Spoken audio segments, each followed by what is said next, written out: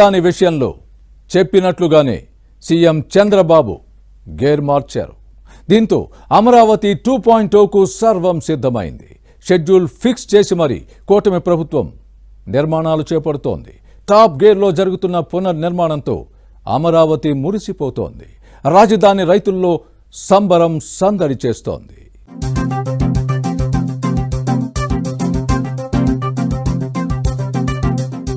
జగన్ హయాంలో అమరావతి ఒక ఎడారిలా మారింది. కానీ చంద్రబాబు నేతృత్వంలోని కూటమి ప్రభుత్వం ఏర్పాటుతో అమరావతి కొత్త కళ సంతరించుకుంది.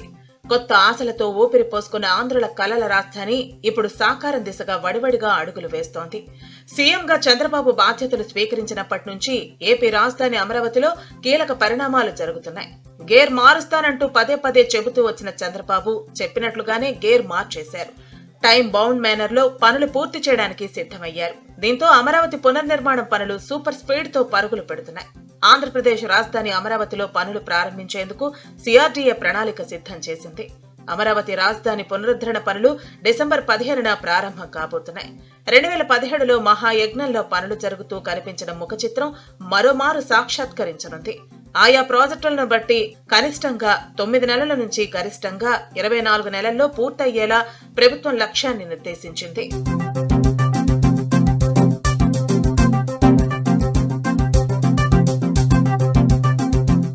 గతంలోనూ ఇప్పుడు చంద్రబాబు నాయుడు అమరావతి నిర్మాణాన్ని లక్ష్యంగా పెట్టుకున్నారు.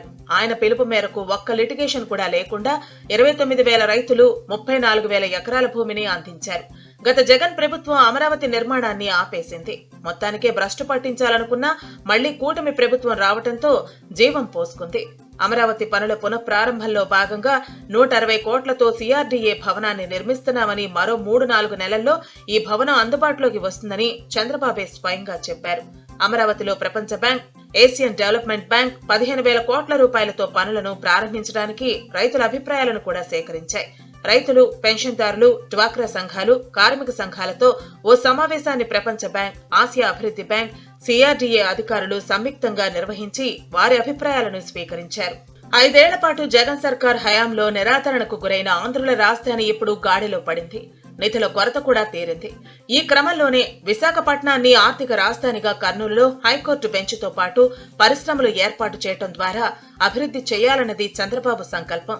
సైబరాబాద్ నిర్మాణానికి ఒక్క రూపాయి కూడా ప్రభుత్వం ఖర్చు చేయలేదని, ఇప్పుడు అమరావతి కూడా సెల్ఫ్ ఫైనాన్స్ ప్రాజెక్టు అయినందున ఇక్కడ కూడా సంపద సృష్టి జరుగుతుందన్నారు చంద్రబాబు.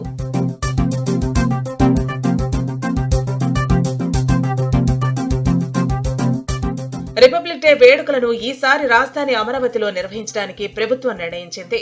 అమరావతిలో మరో ప్రధాన ఘట్టమైన ఎల్పీఎస్ ఇన్ఫ్రా పనులను డిసెంబర్ 15న ప్రారంభించేందుకు సిఆర్డీఏ సిద్ధమైంది. Zone 1, zone 2, zone 3, zone 4, zone 5, zone 6లలో ఈ పనులను చేపట్టనున్నారు. గత టీడీపీ ప్రభుత్వ హయాంలో 20,482 ఎకరాల విస్తీర్ణంలో 67,912 ఫ్లాట్లలో 12,629 కోట్ల వ్యయంతో 12 జోన్లలోనూ పనులు చేపట్టారు. అప్పట్లో 183 కోట్ల బిల్లులు చెల్లించారు. ప్రస్తుతం ఎల్పీఎస్ ఇన్ఫ్రా పనులను 2 దశలలో చేపట్టాలని ప్రభుత్వం నిర్ణయించింది. తొలి దశలో 6 జోన్లలో నూతన ఎస్ఎస్ఆర్ రేట్ల ప్రకారం పనులు చేపట్టాలన్నది అంచనా. ఈ పనులను 24 నెలల్లో పూర్తి చేసేలా ప్రభుత్వం లక్ష్యాన్ని నిర్దేశించింది. ఇక అమరావతి పునర్నిర్మాణంతో ఏపీ ప్రజల ఆనందానికి అవధులు లేకుండా పోయింది. ముఖ్యంగా అమరావతి రైతులు సంబరాలు చేసుకుంటున్నారు. రాజధాని 29 గ్రామాల పరిధిలో రైతులు ఇచ్చిన భూములు 34,000 ఎకరాలు కాగా, ప్రభుత్వ భూములతో కలుపుకుని మొత్తం 58,000 ఎకరాలున్నాయి. గత ప్రభుత్వ నిర్లక్ష్యం కారణంగా ఇందులో 24,000 ఎకరాలు కంప చెట్లతో అడవిలా మారిపోయింది. దీంతో ఈ మొత్తం జంగిల్ను తొలగించడానికి ప్రస్తుత కూటమి ప్రభుత్వం 36.50 కోట్లతో పనులు చేసింది. రాజధాని పరిధిలోని 29 గ్రామాలను 250 జోన్లుగా విభజించి జంగిల్ క్లియరెన్స్ పూర్తి చేసింది. ఇంతకాలం కంప చెట్ల మధ్య కనిపించకుండా పోయిన సైన్ బోర్డులు, రైతుల రిటర్నబుల్ ఫ్లాట్ల హద్దురాళ్లు ఇప్పుడు బయటపడ్డాయి. మరోవైపు 2024 ఆంధ్రప్రదేశ్ ఎన్నికల ఫలితాలు వెలువడ్డ వెంటనే రాజధాని అమరావతి బ్రాండ్ వాల్యూ పెరిగింది. ఫలితాలు వెలువడిన 3 రోజుల్లోనే ఇక్కడి భూములు, స్థిరాస్తుల విలువ ఏకంగా 100% పైగా పెరిగింది. గతంలో ఆగిపోయిన పనులన్నీ ప్రారంభం కావడంతో భూముల ధరలు రెట్టింపయ్యాయి.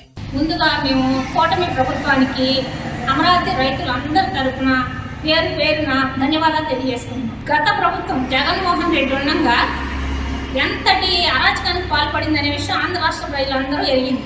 కానీ కూటమి ప్రభుత్వం వచ్చిన డే 1 నుంచి అసలు కింద స్థాయి నుంచి మురికి చెదలు పట్టిన ఈ ప్రభుత్వ వ్యవస్థని మొత్తం కూలంకషంగా శుభ్రం చేసుకుంటూ వచ్చి ముఖ్యంగా అమరావతిలో ఎంతటి అరాచకం జరుగుతుంది దాన్ని అంతా ప్రక్షాళన చేసుకుంటూ వస్తున్నారు. దానికి నిదర్శనం ఈరోజు అమరావతిలో జరుగుతున్న అభివృద్ధి. ఆంధ్రప్రదేశ్ రాష్ట్ర రాజధాని అమరావతికి మంచి రోజులు రాబోతున్నాయి. గత 5.5 సంవత్సరాలుగా పూర్తిగా అమరావతిలో నిర్మాణాలన్నీ కూడా ఆగిపోయినాయి. అమరావతిని విధ్వంసం చేయాలి, విచ్ఛిన్నం చేయాలని చెప్పి గత ముఖ్యమంత్రి జగన్మోహన్ రెడ్డి ప్రయత్నాలు చేసి అమరావతి నిర్మాణాలన్నీ కూడా ఆగిపోయినట్టుగా అమరావతిని విచ్ఛిన్నం చేయాలని ప్రయత్నం చేశాడు. కానీ మరి ఆ భగవంతుడి దయ వల్ల కూటమి ప్రభుత్వం, అదేవిధంగా నారా చంద్రబాబు నాయుడు గారు ముఖ్యమంత్రిగా కావటం, మరి అమరావతిలో ఉన్నటువంటి నిర్మాణాలు ఐఏఎస్ బిల్డింగ్స్ కానీ, ఐపీఎస్ బిల్డింగ్స్ కానీ, హెచ్ఓడి టవర్స్ కానీ, జడ్జి బంగ్లాలు కానీ ఇవన్నీ కూడా 9 నెలల నుంచి 24 నెలల కాల పరిమితిలో ఇవన్నీ కూడా పూర్తి చేయాలని చెప్పి మరి కాంట్రాక్ట్ సంస్థలకి నిన్న ఆదేశాలు ఇవ్వడం జరిగింది. ఇవాళ ఎన్డీఏ కూటమి వచ్చిన తర్వాత అమరావతి అనేది దేదీప్యమానంగా వెలిగిపోతుందండి. ఎందుకంటే గతంలో 2014 నుండి 2019లో అమరావతి అనేది ఎలా డెవలప్ అయిందో అందరికీ తెలుసు, ఆంధ్ర రాష్ట్రానికి మొత్తం తెలుసు. కేవలం అమరావతి ఒకటే కాదండి, అటు రాష్ట్రం మొత్తం ఎన్నో పరిశ్రమలకు కూడా చాలా వచ్చినాయి, ఎన్నో ఇదిగా రాష్ట్రం మొత్తం డెవలప్ అయిందండి. అప్పుడు అమరావతి 1.0 చూసాము. అంటే ఎట్లా ఉందంటే వైఎస్ఆర్సీపీ ప్రభుత్వానికి అమరావతి ఎట్లా ఉంది, వైఎస్ఆర్సీపీ ప్రభుత్వం తర్వాత అంటే ఈ ప్రభుత్వం ఎప్పుడైతే ఓడిపోయిందో, వైఎస్ఆర్సీపీ ప్రభుత్వం ఎప్పుడైతే ఓడిపోయిందో దాని తర్వాత అమరావతి ఎట్లా ఉందో, అమరావతి 1.0లో మనం చూసాం ఎంత డెవలప్ అయిందో. కేవలం అమరావతి ఒకటే కాదండి, రాష్ట్రం మొత్తం డెవలప్ అయింది. అమరావతికి ఇప్పుడు మహర్దశ నడుస్తోంది. రైల్వే ప్రాజెక్టు, డ్రోన్స్ హబ్, మౌలిక సదుపాయాలు, పెట్టుబడుల వెల్లువ. మరోవైపు త్వరలో ప్రారంభం కానున్న రాజధాని పనులు. ఇలా ఒకటేమిటి, ఆంధ్రుల కలల రాజధాని ఇప్పుడు టాప్ గేర్ లో దూసుకుపోతోంది. అమరావతి ఇప్పుడు పచ్చగా ఉంది, కళకళలాడుతూ మురిసిపోతోంది.